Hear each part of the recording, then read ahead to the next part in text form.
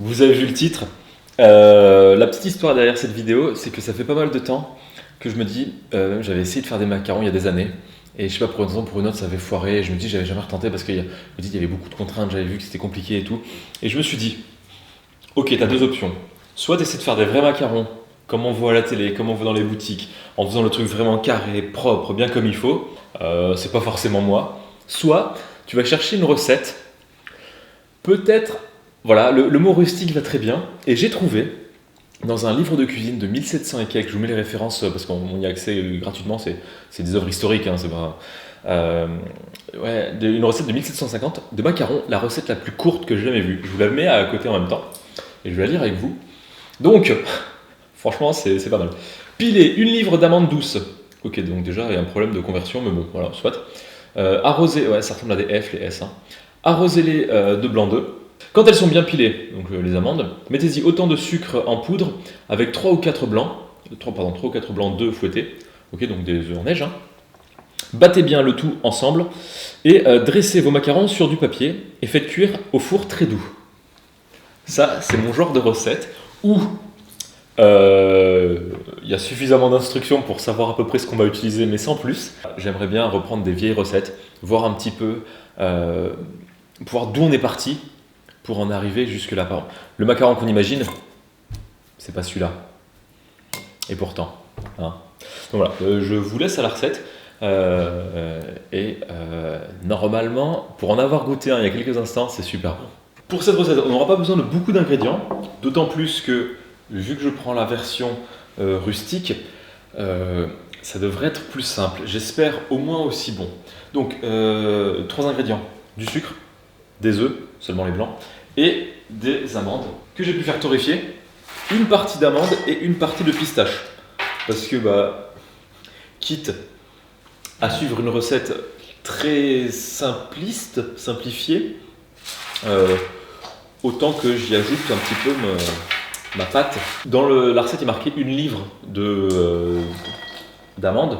Et ce que j'aimais bien dans cette recette, c'est qu'il ne précisait pas de les émonder, enfin de les blanchir, enfin d'enlever la peau. Et donc je pars du principe que ça doit marcher en laissant la peau. Et ce sera beaucoup plus simple. Donc ici, j'en ai combien? 200 grammes. On est loin d'avoir une livre, ou à moins que la livre ait changé de définition. Pour cette recette, je vous vois venir, il le fait à l'ancienne, il va sûrement piler à la main les amandes et les pistaches. J'aurais pu, me connaissant, j'aurais pu passer une demi-heure à essayer de les piler bien, mais il s'avère que lors du dernier repas chez les beaux-parents, en revenant, ils n'avaient plus besoin d'un robot, et ils nous l'ont passé, donc maintenant on a un robot qui permet de broyer, mixer, faire tout plein de choses, avec tout plein de trucs. J'avais pu dire à un moment que je n'achèterais pas de robot parce que j'en ai pas l'utilité. Et maintenant j'en ai un et je vais sûrement m'en servir. Et là, la recette s'y prête plutôt bien parce que dans la recette originale, il disait de mettre du sucre sans préciser quoi que ce soit. En ayant regardé quelques vidéos quand même pour faire des macarons contemporains, ou même il y a moins de 100 ans déjà, ce serait plutôt contemporain, c'est avec du sucre glace. Donc, je vais mixer du sucre cristal, du sucre normal, et ça va faire du sucre glace. À la différence près que le sucre glace qu'on achète, il y a un peu d'amidon. Donc je vais rajouter un petit peu de maïzena avec tout ça. Donc on va partir sur quasiment du temps pour temps, voilà, 181 grammes. Et j'ajoute un petit peu de maïzena, et on va y aller, en espérant que ça marche. Donc après une petite minute de mixage, on n'a pas vraiment du sucre glace, on est entre le sucre normal et le sucre glace. Et est-ce que ça va m'arrêter? Non. Est-ce que je vais acheter du sucre glace et laisser ça? Non. C'est qu'on continue. Mais je pense pas qu'en 1700 quelque chose, ils avaient non plus des trucs parfaitement lisses. On a 3 œufs à température ambiante parce que je pense pas qu'il y avait des frigos à disposition. Hein. Donc on va les prendre à température ambiante. On va séparer le blanc des jaunes. Et le jaune, je vais peut-être en faire une garniture si les macarons prennent, une fois qu'ils seront secs et tout. Et je ferai peut-être un truc pour les coller entre les deux. Et donc là, le topo, c'est que je vais pas faire une meringue comme des vrais macarons à l'italienne ou à la française ou je sais pas trop. Pour monter ces blancs, un peu de sel et un petit peu de sucre. Alors là, pour les doses, allez, je vous prends les doses, même si moi je le fais à l'œil, comme ça si ça marche. On va partir sur un petit peu, 50 grammes. Je préchauffe le four. Et là, ça devrait aller assez vite.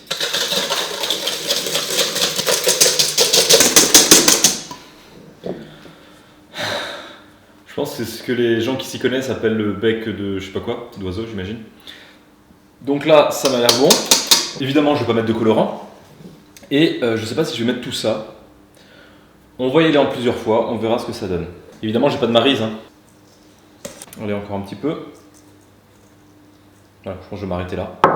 J'imagine, depuis le début de la vidéo, des personnes qui doivent criser, qui doivent ont peut-être dû arrêter même la vidéo, en mode « Qu'est-ce qu'il nous fait? C'est pas comme ça !» Ouais, sûrement. J'aurais pu prendre un sac congélation ou me débrouiller pour pocher quelque chose pour avoir des trucs réguliers. Mais non, ce serait trop facile. Bon, après, j'ai utilisé un mixeur, hein, bon. Ah oui, et vous voyez l'étape de macaronnage ou je sais pas quoi là, où il faut bien tasser pour que ça soit régulier et tout.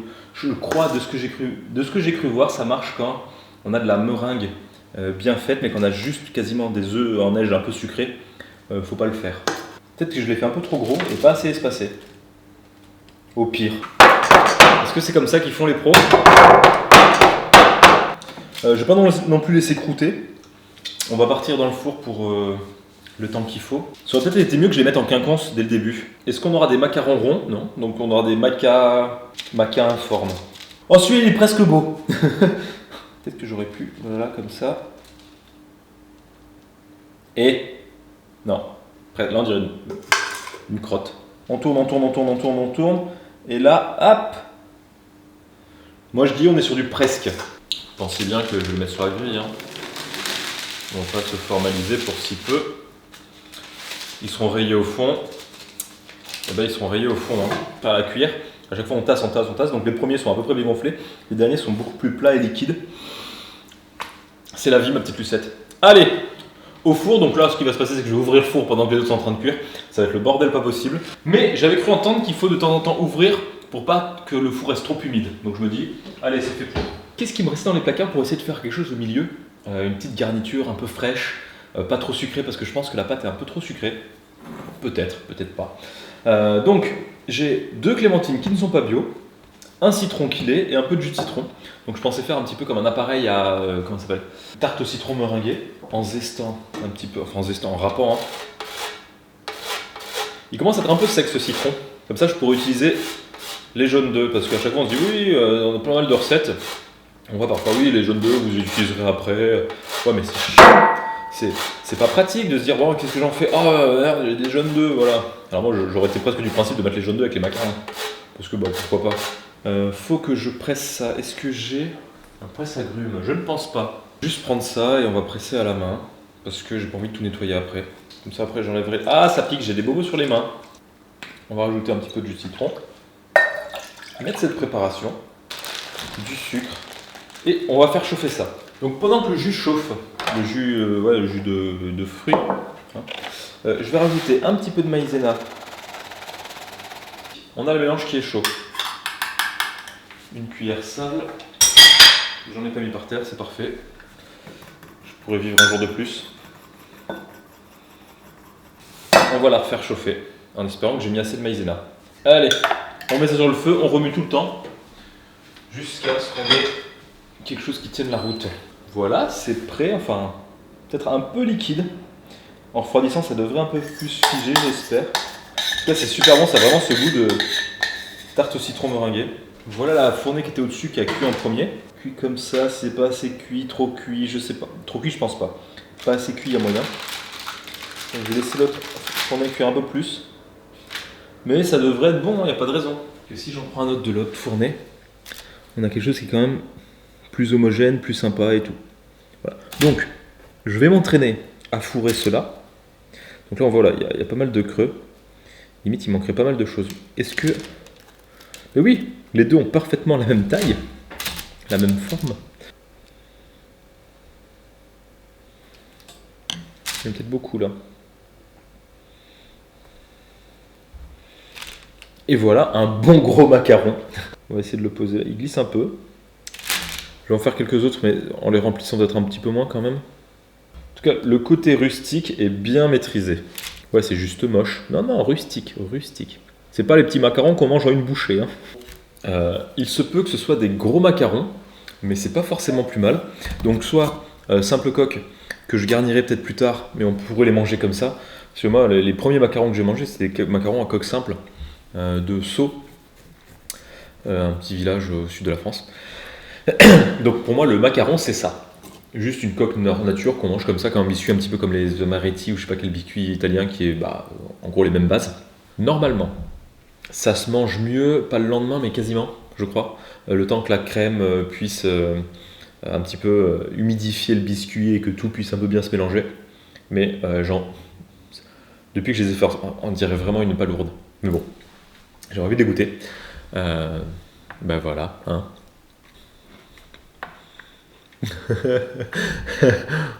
On ferme les yeux, on a du macaron. À la différence que c'est un peu plus granuleux, il y a des morceaux. Sinon, il y a le croustillant qui est là. Il y a cette crème au citron qu'on a dans les macarons au citron. Hein. Voilà. On m'aurait donné ça, j'aurais pas dit pistache. Clairement, j'aurais dit amande parce que macaron, on a le goût de l'amande. Pistache un peu moins. Peut-être que dans le biscuit normal, tout seul, oui. Mais là, avec cette crème d'amande, on a un équilibre qui est plutôt pas mal. C'est sucré, mais pas tant que ça. Et en plus, regardez ce qui est bon, c'est que j'ai déjà pris 2 bouchées, il en reste les 2 tiers. Bon, c'est peut-être pas des grosses bouchées. J'ai souvent critiqué le macaron. Hein. Du genre, oui, c'est le biscuit qui est trop. Il y a trop. Déjà, c'est compliqué à faire. Enfin, en tout cas, le vrai beau macaron, c'est compliqué à faire. C'est qu'une bouchée, c'est le truc de luxe, c'est le truc, ouais, voilà, ça fait beaucoup pour pas grand chose. C'est quand même bon. En tout cas, entre la version rustique, pour pas dire la version à l'arrache, et la version propre, gustativement, je pense pas qu'il y ait tant de différence que ça. En tout cas, pas dans le mauvais sens. Parce que ça, limite, ça, suivant ce qu'on aime, avec des morceaux ou des trucs comme ça peut être même presque meilleur de le faire comme ça.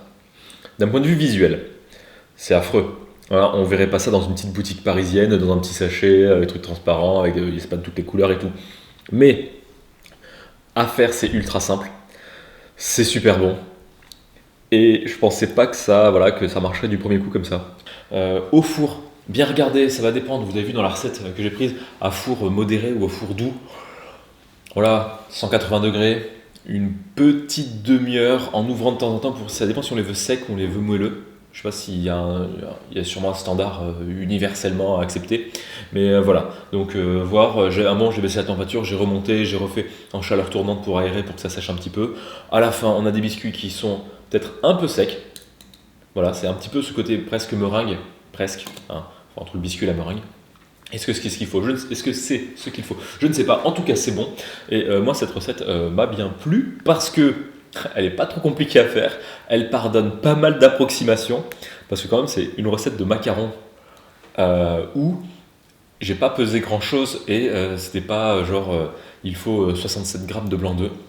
Et on arrive à faire des biscuits qui vont très bien. Il y a peut-être des gens qui veulent la recette exacte. Et justement, si vous voulez une super recette que j'ai pu voir, il y a la chaîne de Les Pépites de Chloé, que je vous mettrai dans la description aussi. Et elle, voilà, c'est plus la recette cadrée, mesurée, les macarons qui sont magnifiques avec la collerette ou je sais pas comment ça s'appelle, le truc bombé, le truc machin, tous la même taille, enfin géniaux, j'imagine super bon, en tout cas visuellement magnifique.